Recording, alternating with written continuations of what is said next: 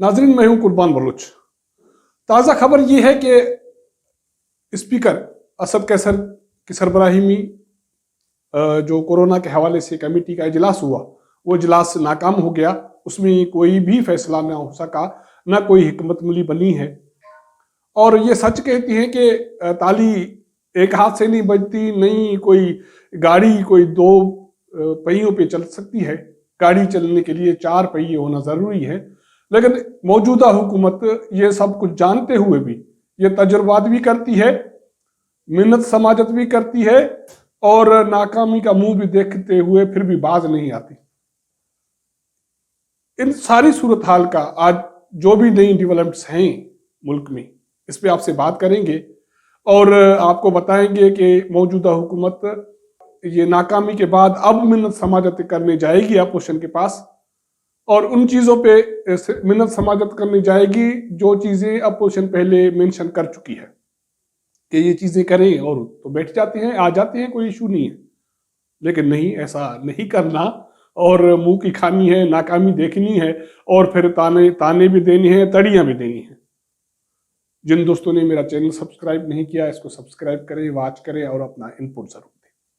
तो मैं बात कर रहा था, मैंने पिछले प्रोग्राम भी इसी इशू पे किया था कि पार्लियामेंट कमेटी का इजलास बुलाया गया कोरोना के हवाले से कि उसको सद्देबाब कैसे किया जाए, हिकमत अमली कैसी बनी जाए, कौमी असम्बली का इजलास कैसे बुलाया जाए ताकि कौमी नोयत के जो इश्यूज हैं उस पर डिस्कस किया जाए।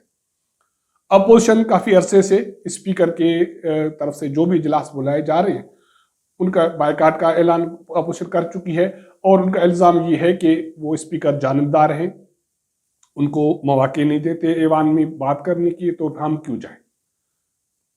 पिछला इजलास हुआ सिक्योरिटी के हवाले से, अपोजिशन नहीं गई। आज जो इजलास हुआ है कोरोना के हवाले से, उसमें अपोजिशन नहीं गई। लेकिन उसके बावजूद भी, अपोजिशन के न जाने के ऐलान के बावजूद भी स्पीकर ने इजलास मुनक़द किया। उसमें इत्तेहादी शरीक हुए, वज़रा शरीक हुए, और NDMA के सरबराह शरीक हुए। सारा कुछ जानते हुए कि अगर अपोजिशन नहीं आएगी तो कुछ होना नहीं है, क्योंकि बाकी तो फोरम जो भी हुकूमत के पास है उसमें तो चीज़ें आप पहले से डिस्कस कर चुके हैं। अब तो ये इस सूरत हाल में पेशरफ्त हो सकती है कि अपोजिशन आए, बैठे, और उस जो भी डिस्कस चीज़ें हुई हैं उस पर पेशरफ्त के लिए आगे बढ़ा जाए।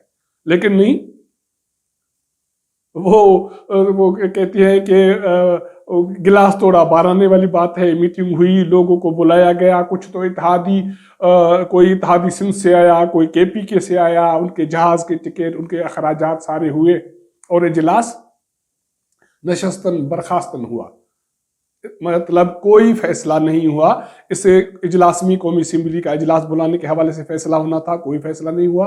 कोरोना की हिकमत अमली क्या है, सद्देबाब क्या है, कैसे इसको फेस किया जाए, जो SOPs हैं उस पर अमल दरामद कैसे किया जाए, कुछ भी नहीं। हाँ, ये बात है कि इजलास के बाद जनाब वजीर इत्तलात शबली फराज साहब आए और उन्होंने मीडिया पे उस पे PTV पे खिताब फरमाया, प्रेस कॉन्फ्रेंस की, उसको नाम जो भी दे। तो वहाँ उन्होंने फिर वो ताने दिए कि अपोजिशन ने गैर जिम्मेदारी का मुजाहरा किया, गफलत का मुजाहरा किया, और पॉइंट स्कोरिंग की करने की कोशिश की, ये किया वो किया, उनको आना चाहिए था, वो नहीं आई, क्यों नहीं आई, उसको सब पता है। क्योंकि PDM के सेक्रेटरी जनरल एक दिन पहले ये ऐलान कर चुके हैं कि स्पीकर जानबदार है। जब ये स्पीकर गैर जानबदार बनेगा तो हम उससे पे बात भी करेंगे। और उसने एक बात अच्छी ये की कि अगर कोरोना के हवाले से कोई हुकूमत के पास पॉलिसी है, उस पर डिस्कस करना है तो कौमी असम्बली का इजलास बुलाया जाए, उस पर हम बैठ जाते हैं। तो ये सारी चीज़ें अगर पता थी तो फिर इजलास बुलाने की वजह क्या थी। और हाँ, दूसरी बात है कि ये सारी चीज़ें, और उसके बाद फिर ये भी इजलास में फैसला हुआ कि ऐवान का इजलास बुलाने के लिए सरकार या पार्लियामेंट के जो जिम्मेदार लोग हैं, शायद कोई स्पीकर अपोजिशन से फिर से बात करेंगे।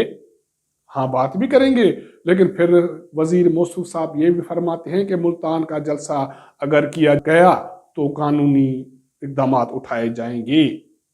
कानूनी कार्रवाई की जाएगी, केस बनाए जाएंगे, गिरफ्तारियां की जाएंगी। और एक केस तो आज साबिक वजीर आजम यूसुफ रजा गिलानी के बेटे के खिलाफ दाखिल कर दिया गया है कि उन्होंने जहां जलसा होना था उसके उस ग्राउंड के ताले तोड़े।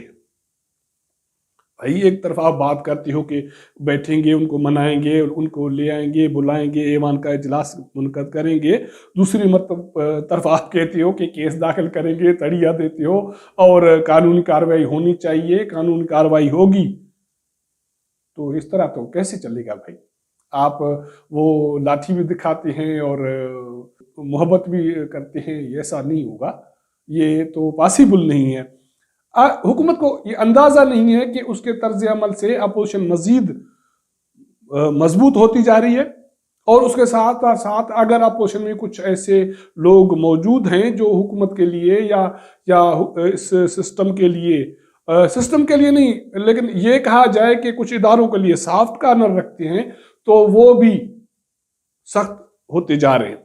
उसके लिए मैं आपको मिसाल देता हूं कि ये एक तासुर है, क्लियर तासुर है कि शहबाज शरीफ साहब हुकूमत के लिए या एस्टेब्लिशमेंट के लिए एक सॉफ्ट कॉर्नर रखते थे, वो मुज़ाकरात पे यकीन करते थे, हालांकि मियां नवाज शरीफ सख्त मौक़िफ़ रखने वाले बंदे थे।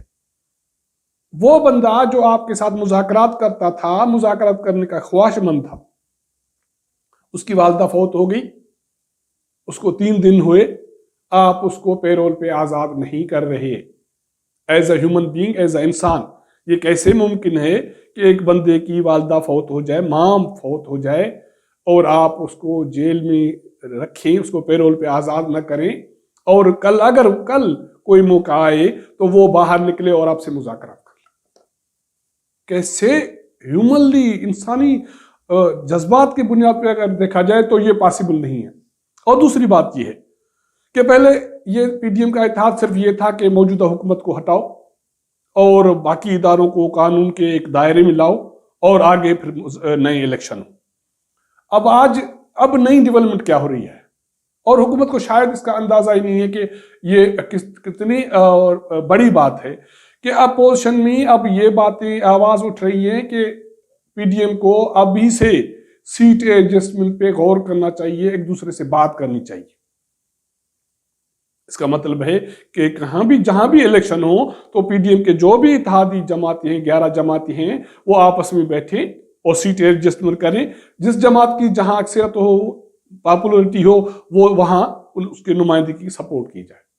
अगर ये चीज हो जाती है तो हुकूमत के लिए उसका मुस्तकबिल जो है वो किस तरह होगा, ये हुकूमत को अंदाजा करना चाहिए। ये बात आज ख्वाजा साद रफीक ने लाहौर में मीडिया से एक मुख्तसर गुफ्तगू की है, उसमें उसने पीडीएम के हवाले से बात की है, उसने मुस्तकबिल के हवाले से बात की है, हुकूमत की कारकर्दगी के हवाले से बात की है, और उसमें एक चलते चलते उसने एक जुमला ये भी कह दिया।